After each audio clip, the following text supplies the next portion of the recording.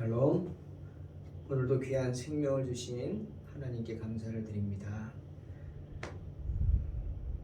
출애굽기 강의 78번째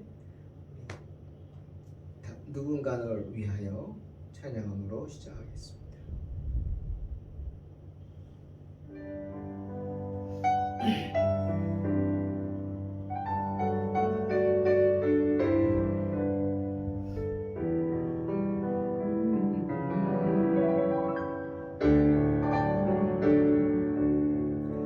당신이 지쳐서 기도할 수 없고 눈물이 빗물처럼 흘러내릴 때 주님은 우리 연약함을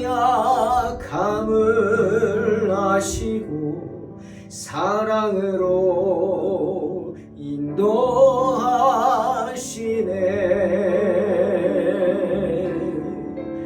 누군가 널 위하여 누군가 기도하네. 내가 홀로 외로워서 마음이 무너질 때 누군가 널 위해 기도하네. 당신이 외로워 홀로 남았을 때 당신은 누구에게 위로를 얻나. 주님은 아시네.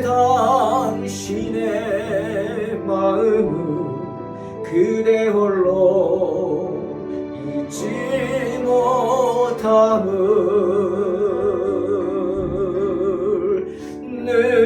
누군가 널 위하여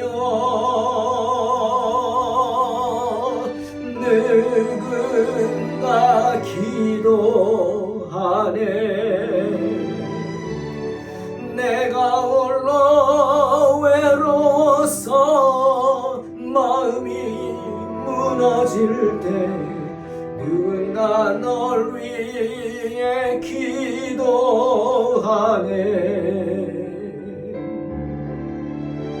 누군가 널 위하여 누군가 기도하네. 내가 홀로 외로워서 마음이 무너질 때 누군가 널 위해 기도하네. 누군가 널 위해 기도하네.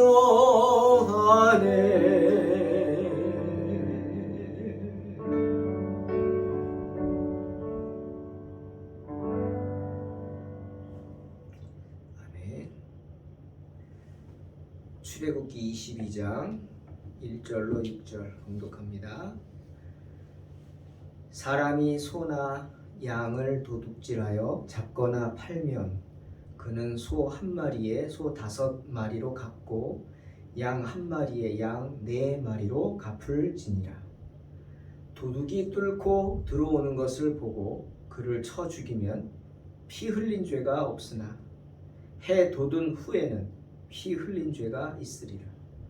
도둑은 반드시 배상할 것이나 배상할 것이 없으면 그 몸을 팔아 그 도둑질한 것을 배상할 것이요.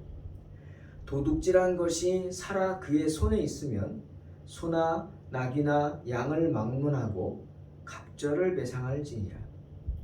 사람이 밭에서나 포도원에서 짐승을 먹이다가 자기의 짐승을 놓아 남의 밭에서 먹게 하면 자기 밭에 가장 좋은 것과 자기 포도원에 가장 좋은 것으로 배상할지니라.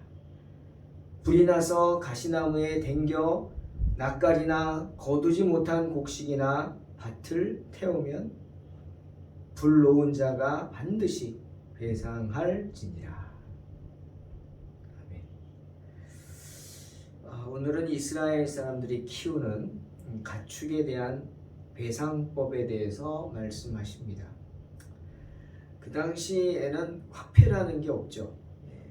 또 사회적으로 배상에 대한 기준도 모호한 시기였습니다. 그냥 양 한 마리에 얼마 이게 아니라 양 한 마리에 염소 몇 마리, 소 한 마리에 양 몇 마리, 뭐 이런 정도였죠. 그런 사회였기 때문에 힘 있는 자가 힘 없는 자를 함부로 할 수도 있었습니다. 그리고 그 힘의 척도가 무엇이었냐? 바로 부의 척도였죠. 그 부의 척도는 뭐냐? 가지고 있는 가축들의 숫자였습니다. 때문에 가축들이 화폐처럼 사용되던 시기였습니다. 가축 한 마리가 한 마리가 귀하게 여겨지던 시기였죠. 또 이스라엘 백성들은 광야에서 생활을 하기 때문에 울타리라는 게 없습니다. 울타리에 가두어서 가축을 키우는 게 아니라 그냥 방목하면서 키웠죠. 그러니 다툼이 많았겠죠. 종들 간의 다툼도 많았을 것이고 그 많은 수의 가축들이 서로 풀을 뜯어 먹어야 하기 때문에 또 물이 귀한데 물을 마셔야 하기 때문에 가축들이 서로 들이받고 또 종들이 서로 싸우고 뭐 이런 일이 많았습니다. 말인즉슨 갈등이 아주 많았다는 거죠.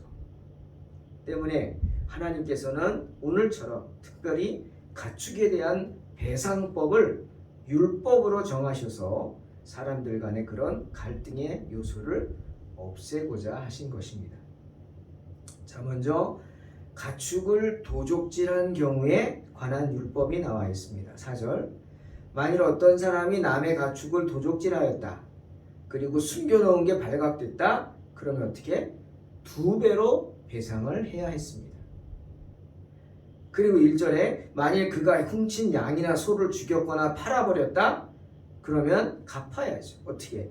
소 하나에 소 5배로 갚아요. 5마리를 줘요. 한 마리를 훔쳐가지고 죽이거나 팔았으면 5마리. 양 한 마리는 4마리 갚아야 했습니다. 그리고 3절에 만일 도적질한 자가 배상을 할 수 없다. 그러면 어떻게 해야 돼요? 노예로 팔려야 합니다. 그래서 그 사람을 노예로 판 그 값을 배상금으로 줘야 했죠. 그 다음에 3절에 만일 어떤 도적이 밤중에 한 집으로 숨어들었습니다. 그러다가 주인이 놀래서 싸우다가 도둑을 막다가 도둑이 죽었어요. 그러면 죽인 자에게 책임을 묻지 않았습니다. 도적의 그 죽임에 대한 책임은 전적으로 남의 집에 도둑질하러 온 그 사람에게 돌아갔어요. 하지만 3절에 해 돋은 후에는 피 흘린 죄가 있으리라. 이 무슨 말이죠? 밤이 아닌 낮에 그런 일이 발생했다면 죄가 없다 하지 않겠다는 겁니다. 왜? 밤에는 놀라기도 하고 남의 다른 사람의 도움을 구하기가 힘들지만 벌건 대낮에는 그렇지 않다는 거죠. 남의 도움도 구할 수 있고 언제든지 다른 방법을 찾을 수 있을 것이다 라는 겁니다. 그만큼 이 도적의 생명도 하나님은 돌보신다 말씀하시는 거죠. 그 다음에 두 번째로 가축의 침범에 관한 율법이 5절에 나와 있습니다. 이것은 사람의 그 고의적인 범죄에 해당하는 경우입니다. 어떤 사람이 자기 밭이나 포도원에 가축을 풀어놓습니다. 풀 뜯어 먹으라고. 그런데 가축들이 그 울타리를 넘어서 달아난 것이 아닙니다. 오늘 성경 보니까 주인이 일부러 우리 밖에 풀어놓습니다. 여러분, 가축들은 지금도 그렇지만 꼬리표를 달죠. 그래서 가축을 훔쳐가지는 못합니다. 훔쳐가도 그 꼬리표 때문에 또 낙인을 찍죠. 그래서 남의 것인 걸 알죠. 그러니 풀어놔도 남이 훔쳐가지를 못하게 합니다. 못하죠. 다 표시가 있으니까. 근데 일부러 풀어놨다. 고의적으로 풀어놨다. 왜? 남의 밭에 가서 너 먹고 싶은 대로 뜯어먹고 와라 이겁니다. 참 나쁜 심보죠. 그런 나쁜 심보로 남의 밭에다가 자기의 가축을 풀어놓은 자는 어떻게? 자기 밭에서 제일 좋은 소출과 자기 포도원에서 제일 좋은 소출을 거두어서 배상하라. 왜? 실수라고요? 아닙니다. 그건 실수가 아니라 고의라고 하나님은 판단하시는 겁니다. 즉 하나님께서는 그런 자들의 이기적인 마음, 악함을 아십니다. 그러니 어떻게? 잘 챙겨야죠. 실수할 수도 있죠. 근데 실수라 보지 않기 때문에 실수를 할지라도 비록 잘 챙겨야 합니다.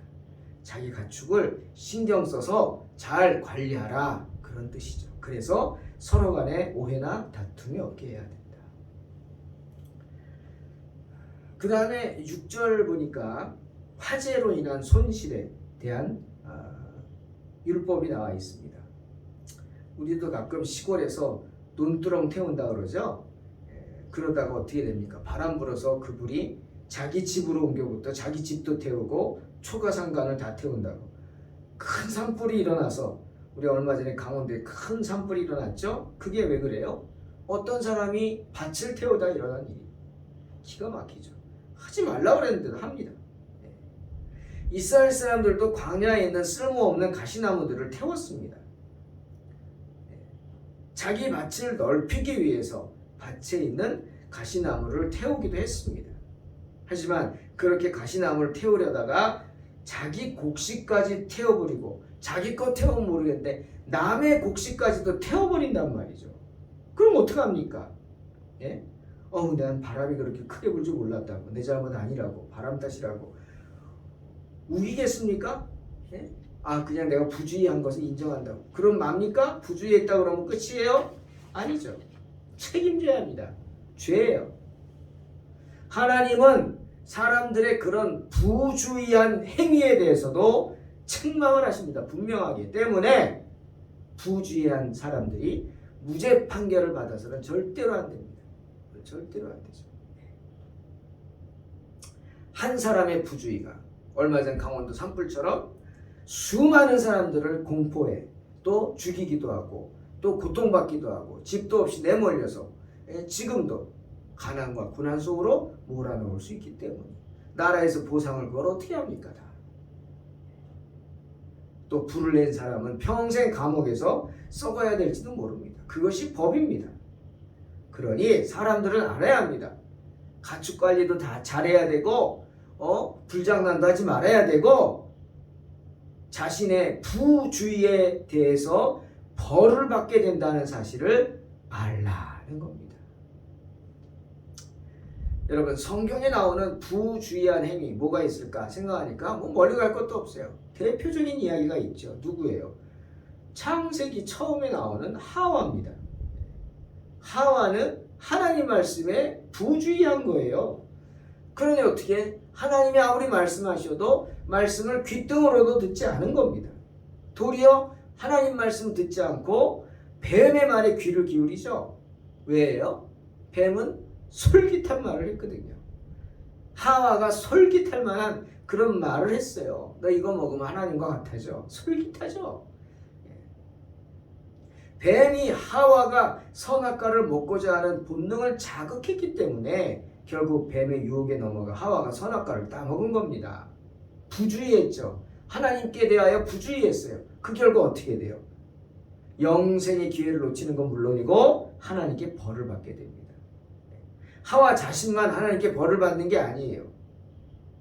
자신 영생을 잃고 잉태의 고통, 해산의 수고를 당했지만 거기서 끝이 아닙니다.